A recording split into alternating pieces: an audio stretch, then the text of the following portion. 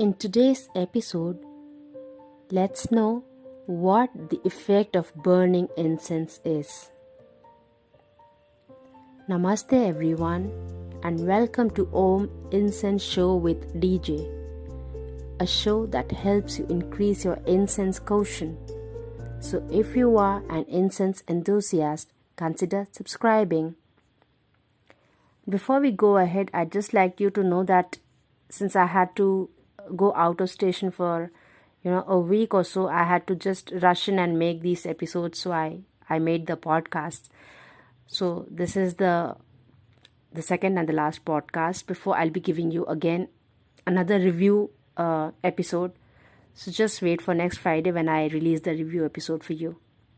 For now, just enjoy the podcast. So grab your favorite beverage and enjoy while I give you company. So today let's read a page from Incense and Incense Rituals by Thomas Kinkeley. So it's page number 11, The Effect of Burning Incense. When fragrance molecules attach to the sensitive endings of the olfactory nerves, the only direct contact that our neurons have with the outside world, they are immediately transmitted by the olfactory bulb as electric nerve impulses to the limbic system. The result is an emotional reaction that we may perceive as liking or disliking. There are also times when we are not capable of making a clear judgment. Our feelings vacillate only to discover a slowly developing appeal in the impression of a fragrance that we had at first tended to reject. This is a reaction similar to those in many other aspects of life. The limbic system is the headquarters of our emotional world. This is where all the information accumulated through the emotional conditioning of a lifetime is stored. Light and darkness appear to reign between pleasure, desire, and pain. Joy and fear, anger and fear, doubt and trust, causing us to respond with acceptance or repulsion. Reflex-like structures have developed, responding more quickly than the mental custodians in the cerebrum. This gives an emotional reaction a certain advantage over the more slowly generated ideas we create about ourselves and the world around us. This advantage is conferred thanks to the authenticity of the olfactory resonance. Our preference for a certain fragrance should be perceived as an expression of the body, signaling a need for the qualities inherent therein. The instinctive center reacts with the greatest speed. The very first perceptible impulse comes from this source. Whenever we receive a clearly positive resonance from the instinctive center, we can place our trust in that fragrance. It will support us and provide assistance in regulating imbalanced states. In effect, we are open to the helpful inclination of this plant soul. To the same degree, a reaction of not liking or rejecting a fragrance implies the opposite.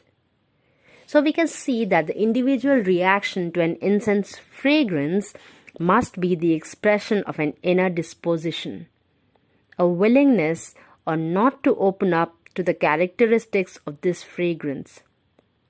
What makes the difference is a profound connection with the essence of the aromatic plant to which we are or are not open. Being open to it, that is, being able to admit the impression, shows a willingness to accept the regulatory impulses of the plant. We open ourselves to the power of the plant, welcome it, and allow it to have its beneficial effect on our being. Choose only those smells that cause your heart to sing. This way, you can't go wrong. Once you begin to discover the path of fragrance, you also find yourself attracted to those aromas which represent a certain mystery to you because you somehow appear to be denied access to them. You must find the key to them. It connects indirectly with the search for self. Everything that serves to dissolve tensions is supportive of life and brings us closer to love. It is interesting to note that regularly using a pleasing incense creates exactly that effect because its regulating impulse harmonizes and stabilizes body, mind, and soul. This effect of incense burning may be quite clearly perceived. We become more and more capable of opening up. Energy begins to flow freely and strength is created. This usually means a greater acceptance of an incense that initially seemed unpleasant. A growing harmony develops within. The exact nature of experience when we expose ourselves to the fragrances of incense, therefore, varies considerably. On the one hand, it depends on our state of mind. On the other, however, it also depends on our intention in burning incense in the first place. Whatever it is that I would like to discover, whatever problem I want to solve, or even whichever occasion I would like to celebrate, exerts a strong influence on the effectiveness of the incense burning. Burning incense always creates a connection to the subtle levels. Consequently, carrying whatever concerns us into higher dimensions from where support and fulfillment seem to come. Prayers and good wishes are transported into otherworldly realms where they allow the true intention of the person burning the incense to unfold. In doing so, we enter the metaphysical realm of the creative force from where all manifestations originate. So that was the effect of burning incense from the book Incense and Incense Rituals by Thomas Kinkele.